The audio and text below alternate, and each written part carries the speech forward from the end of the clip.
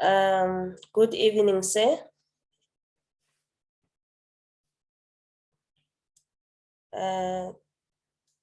Please, your audio is off. Please unmute. Can you hear me? Yes, evening. Oh, okay. So today we'll be speaking about, thank you so much first for allowing me with this opportunity to consult with you. My name is Thandeka Bahlendaba, and we've met before. I'm from the University of Johannesburg, and then we'll be having a discussion about technologies and the COVID-19 period. That is our main topic for today. So, our first discussion is obviously based on the fact that we are from a different era. So what I would like to know is that how was technology like back then? Maybe we can reflect on your first year as a teacher. And then you compare that to now. Yes. I would like to provide you with this opportunity to elaborate more on that, please.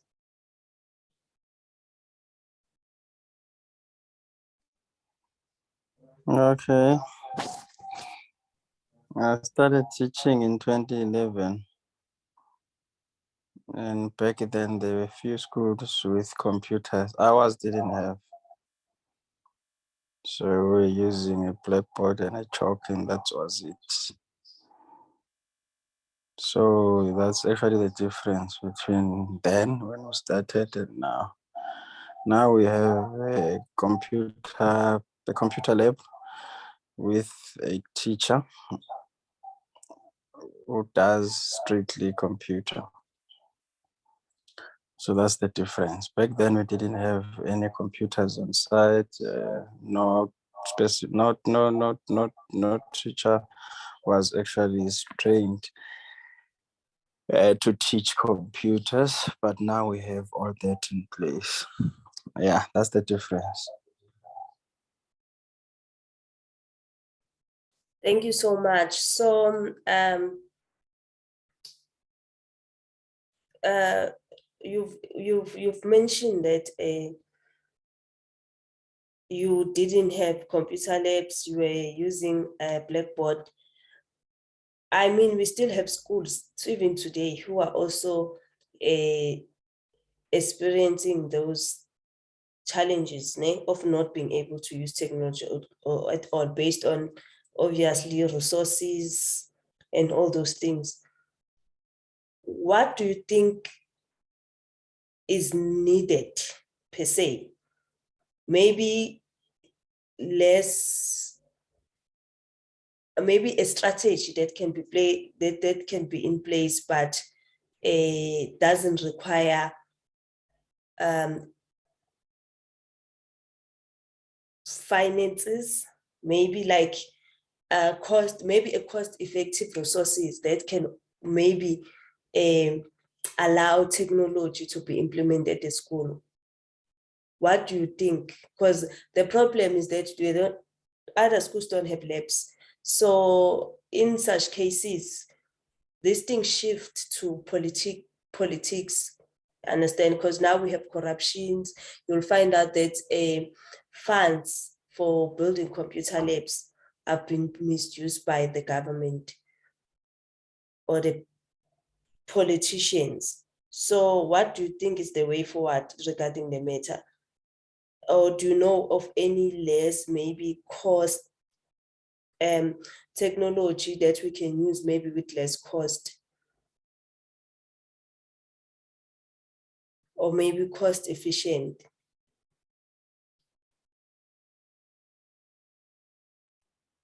Yeah, almost everyone is using WhatsApp. So if a government were to partner with smartphone producers and make sure that each and every student has a cell phone, a smart cell phone for that matter, and I think that would actually be cost effective, because WhatsApp and Facebook has a very large footprint in South Africa, especially in the rural areas and townships. So if we can tap into that space, formalize it, that would actually take us somewhere, because waiting for computer labs will take forever. Thank you, sir. That's actually a good idea, considering the fact that we still have what you can use Facebook without data. There's an option for that. You just cannot view pictures, but you can still read everything. So we also have a cheaper WhatsApp data that actually can work. Thank you. So now, how do you think COVID-19 has impacted the use of ICT in your school specifically? Please kindly elaborate on that.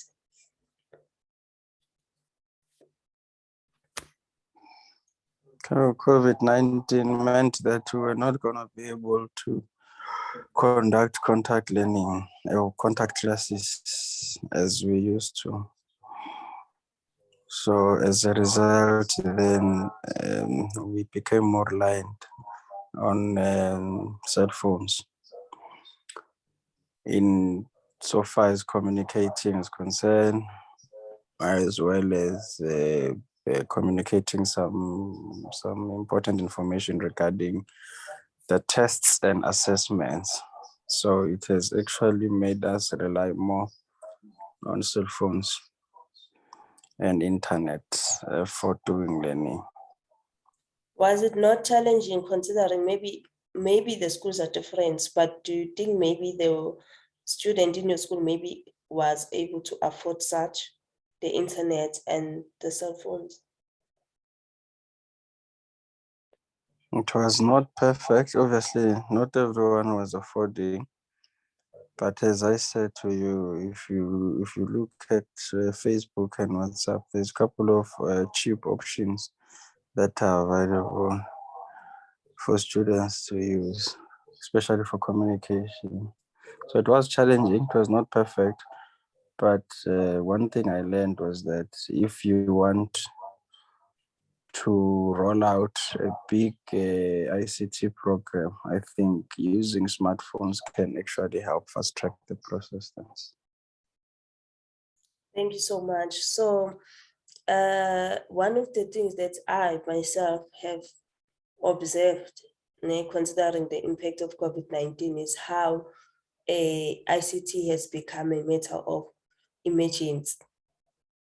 So it have made us realize actually the importance of using ICT in schools. And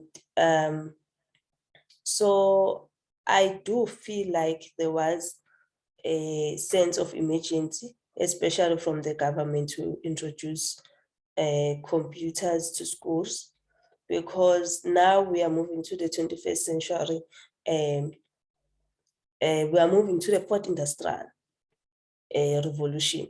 So obviously we are shifting to a new era of technology.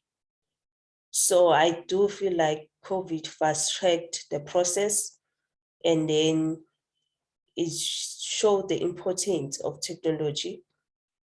And so as you can see that more teachers now after COVID, they are using the WhatsApp groups. They are trying to communicate via Facebook. And, so it's really did, COVID-19 really did impacted the use of IT in your school. Like it's fast-tracked the process, because already we're moving to that era. So thank you. So what are you looking for to know or master about technologies in COVID-19 times? regarding teaching and learning. Like that's one thing you like, here, I need to know or master this in order for my teaching to be efficient.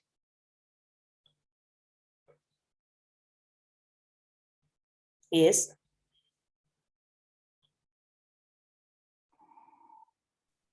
I think you have to use these WhatsApp groups, because then you are sure that the information gets to your audience quicker. And these youngsters like using smartphones and communicating via WhatsApp. So I think that will actually assist you. I'm noticing that I'm noticing one thing that you mention a lot is WhatsApp and Facebook, obviously because it's efficient and also it's just popular. But when you have computer labs available at school, do you also use things like PowerPoint presentations, something maybe that you integrate in your teaching, like in a classroom, like a projector, different softwares, you have quiz, online quiz that does your school maybe use that for teaching and learning, like other strategies? Yes, we do that, but load shedding is actually the biggest challenge, because most of the time the computer lab is not available due to load shedding. What do you think? I'm taking note of that, but what do you think are the attitude toward the use of technology? Are the people adapting?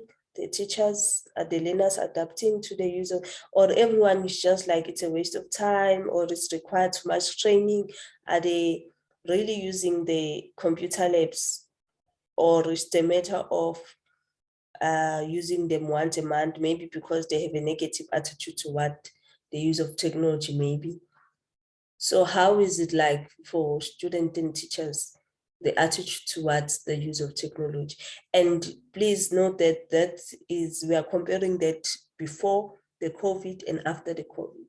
How has that attitude maybe transformed?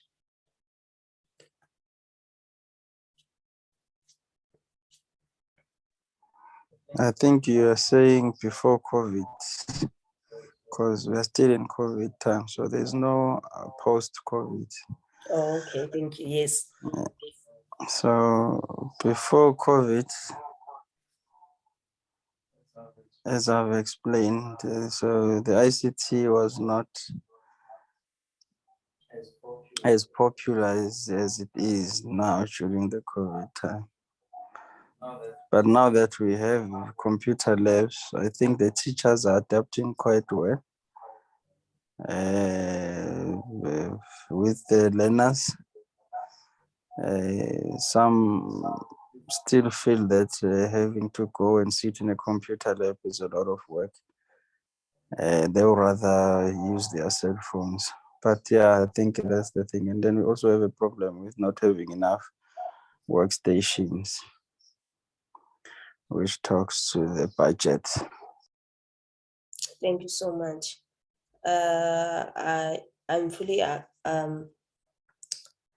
of the problem that even computer labs, they are not enough to accommodate everyone. So do you think the use of technology have a lot to do maybe with the newer teachers, like the teachers that are upcoming, or maybe this new generation of teachers? Do you think maybe they are more technology driven or have a better attitude toward the use of technology than the older ones?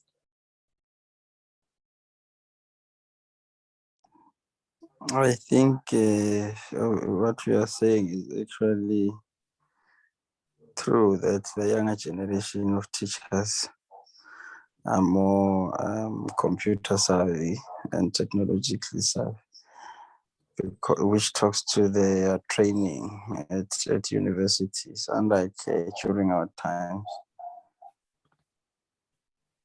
Okay, thank you. So after we spoke about, obviously, the use of technology in your school, we spoke about WhatsApp groups and Facebook a lot, that I wanted to also share another way of using technology before we conclude the discussion. That I think we might find useful, since we are the new generations of teachers, also who are more technology driven. So we have more exposure to such technologies. These technologies that I'll be sharing, they can be used for assessment.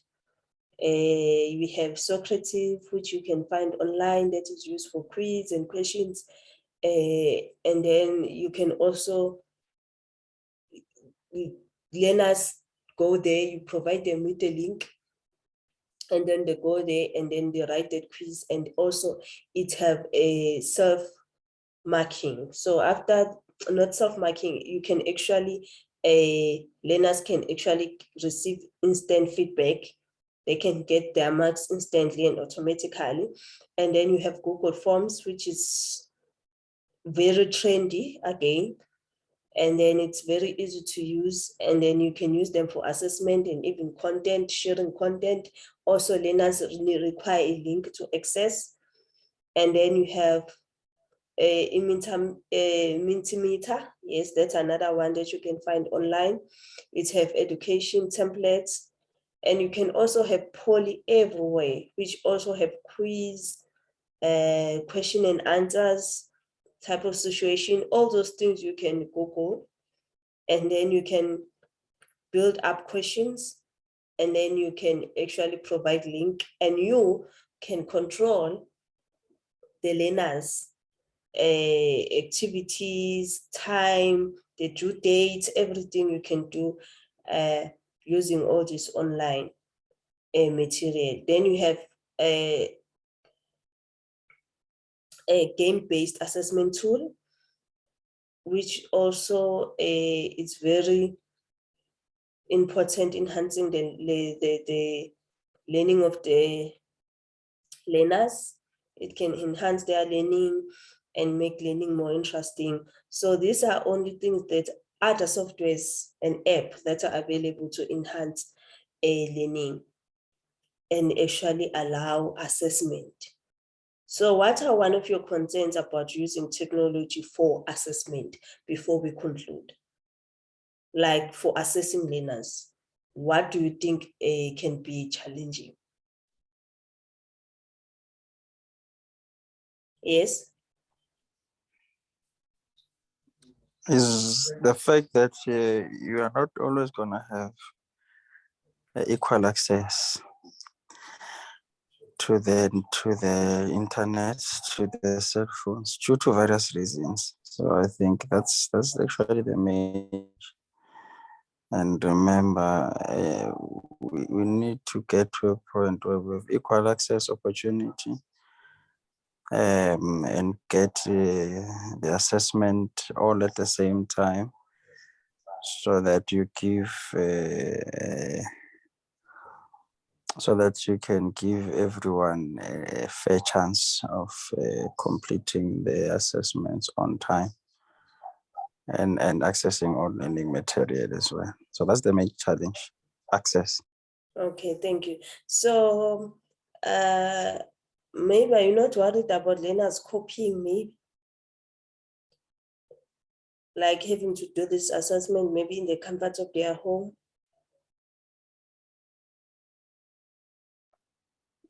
Well, that also is another issue.